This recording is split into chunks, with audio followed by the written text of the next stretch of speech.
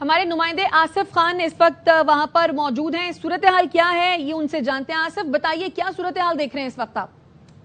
علاقے بغدادی میں موجود ہیں جہاں پر یہ بلڈنگ گرنے کا واقعہ رونما ہوا تھا. میرے سامنے دیکھیں تو کافی بڑی تعداد میں لوگ یہاں پر موجود ہیں، جبکہ یہاں سے یہ جو اندر کی جانب جا رہا ہے اور اندر کی طرف جو ہے وہ بلڈنگ جو ہے وہ گری تھی. تاہم اس وقت لوگوں کی کافی بڑی تعداد ہے جو یہاں پر جمع ہو رہی تھی، جس کے باعث اب پولیس کی جانب سے دونوں جانب جو ہے وہ کارڈن کر دیا گیا ہے اور اس وقت ایس ایس پی سٹی جو ہیں وہ بھی سامنے موجود ہیں.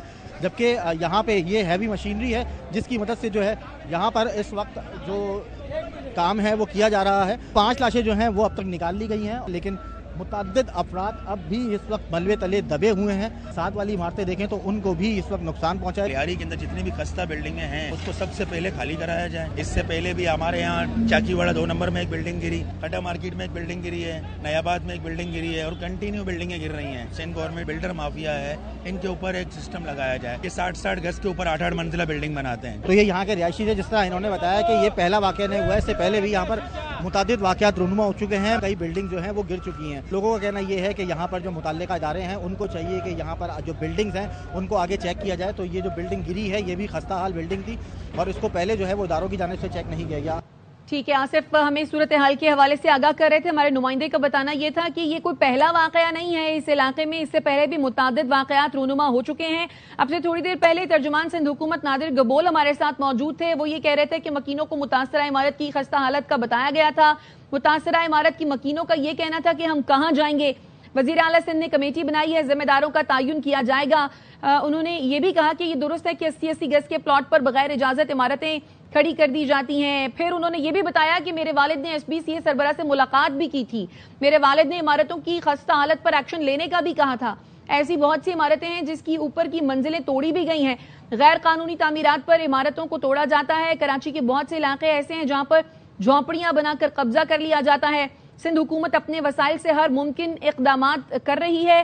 خستہ حال عمارتوں سے متعلق مکینوں میں بھی آگاہی دینے کی ضرورت ہے، یہ کہا ترجمان سندھ حکومت نادر گبول نے، جو کہ اب سے تھوڑی دیر پہلے ہم سے گفتگو کر رہے تھے. یہ افسوسناک واقعہ پیش آیا. 6 منزلہ یہ رہائشی عمارت تھی جس میں 12 سے 14 فیملیز جو ہیں وہ رہائش پذیر تھی. ایس بی سی اے کی جانب سے اس عمارت کو مخدوش قرار دے دیا گیا تھا. یہ بھی بتایا جا رہا ہے کہ ایس بی سی اے نے 3 دفعہ نوٹس بھی دیے تھے، لیکن یہاں سے لوگوں نے جو جگہ ہے وہ جو بلڈنگ ہے اس کو خالی نہیں کیا، جس کے نتیجے میں آج یہ افسوسناک واقعہ پیش آیا ہے. اور عمارت گرنے کے اس واقعے میں اب تک جو افراد جاں بحق ہوئے ہیں ان کی تعداد ہے 7. 4 خواتین سمیت 8 افراد ہیں جو زخمی ہیں. ریسکیو ٹیمیں مشینری کے ساتھ امدادی کارروائیوں میں مصروف ہیں.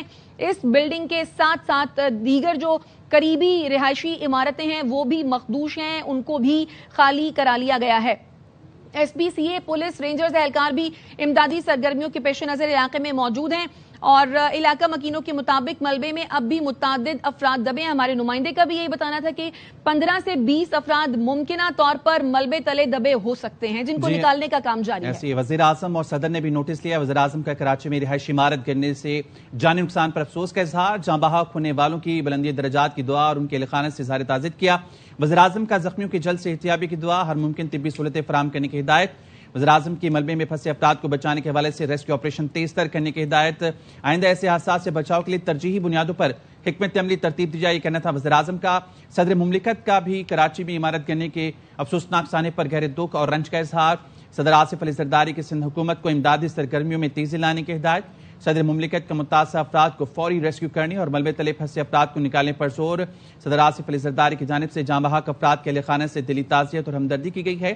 صدر مملکت آصف علی زرداری کی زخمیوں کی جلد صحتیابی اور بحالی کی دعا. صدر مملکت کی حادثے کی وجوہات کا فوری تعین کرنے کی ہدایت. مستقبل میں ایسے واقعات سے بچاؤ کے لیے مؤثر اقدامات کی بھی ہدایت کی گئی ہے. بالکل، اس وقت لوگوں کو زندہ بچانا جو ہے وہ بہت ہی اہم ٹاسک ہے. ملبے تلے لوگ ممکنہ طور پر دبے ہوئے ہیں جن کو نکالنے کے لیے رضاکار اور اہلکار امدادی سرگرمیاں جاری رکھے ہوئے ہیں. ہم سب بھی دعا گو ہیں کہ جو لوگ ملبے تلے دبے ہیں خدا کرے کہ وہ زندہ سلامت ہوں، اور بہت سے لوگ جو یہاں پر موجود ہیں جو بچ گئے ہیں ان کے لیے بھی عارضی طور پر پناہ گاہوں اور کھانے پینے کا انتظام بھی کرنا ہے.